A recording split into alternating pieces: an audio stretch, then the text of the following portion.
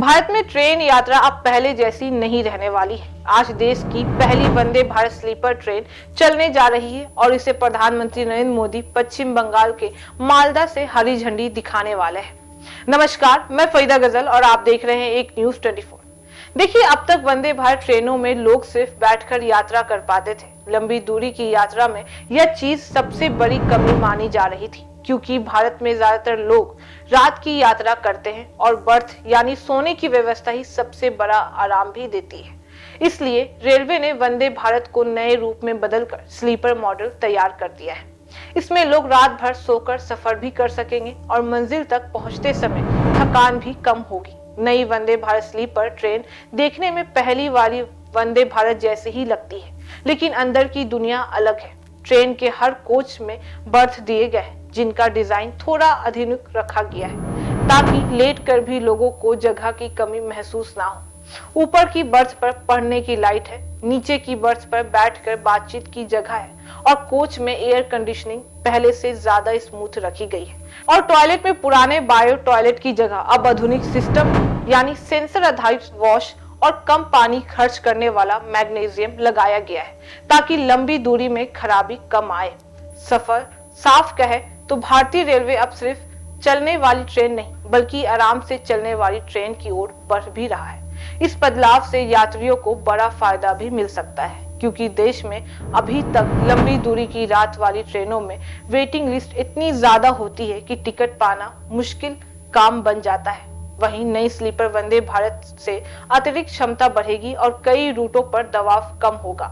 इस ट्रेन की शुरुआत बंगाल से होने का अपना राजनीतिक और सामाजिक मतलब भी निकालता है, क्योंकि पश्चिम बंगाल लंबे समय से रेल और इंफ्रास्ट्रक्चर के मुद्दे पर चर्चा में रहता है। बीजेपी और टीएमसी की राजनीतिक लड़ाई भी इसी मैदान में देखी जाती है। इसलिए केंद्र सरकार का यह लॉन्च यह संदेश देता है कि विकास कार्यक्रम चुनावी राज्यों में भी दिखाई देने चाहिए।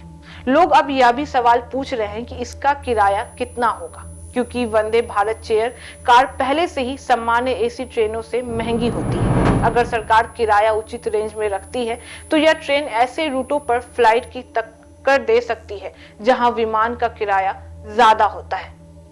इससे मध्यम वर्ग और ऑफिस जाने वाले यात्री यानी मेडिकल टूरिज्म वाले यात्री ट्रेन की तरफ लौट सकते हैं। यह भी अंदाजा लगाया जा रहा है कि आगे जाकर वंदे भारत स्लीपर कई जगहों पर राजधानी और दूरतों जैसी पुरानी प्रीमियम ट्रेनों को भी रिप्लेस कर सकती है। रेलवे का पूरा प्लान यह है कि भारत आने वाले समय में आधुनिक रोलिंग स्टॉक के जरिए हाई स्पीड और कम झटका वाली यात्रा प्रदान करे। रेलवे इससे सिर्फ यात्री आराम नहीं बढ़ा रहा है, इससे रेलवे की कमाई भी बढ़ेगी। अगर ट्रेन तेजी से चलती है, कम खराब होती है और ज्यादा यात्री पाती है, तो रेलवे की आमदनी भी बढ़ेगी और सरकार खर्च भी कम होता है। लोग यह भी कह रहे हैं कि अगर भारत इस तरह की ट्रेनें लगातार बनाता रहा तो आने वाले समय में दूसरे देशों को भी एक्सपोर्ट किया जा सकता है, क्योंकि कई एशियाई और अफ्रीकी देशों में ऐसी ट्रेनें अभी नहीं बनी है। कुल मिलाकर आज की लॉन्चिंग सिर्फ एक नई ट्रेन की खबर नहीं, बल्कि भारत के रेल यात्रा के लिए एक नए अध्याय की शुरुआत है। अब लोग सिर्फ ये नहीं पूछेंगे कि ट्रेन कब पहुंचेगी, लोग यह भी पूछेंगे कि सफर कैसा था। और यही बदलाव भारत रेलवे को आने वाले वर्षों में और भी बड़ा बनाएगा। बाकी इस मामले पे आपकी क्या राय है, आप हमें कमेंट करके जरूर बताएं। ऐसी तमाम खबरों के लिए देखते रहिए एक न्यूज 24। हर खबर सबसे पहले सबसे सटीक। वीडियो को लाइक करें, शेयर करें और चैनल को सब्सक्राइब करना ना भूलें। धन्यवाद।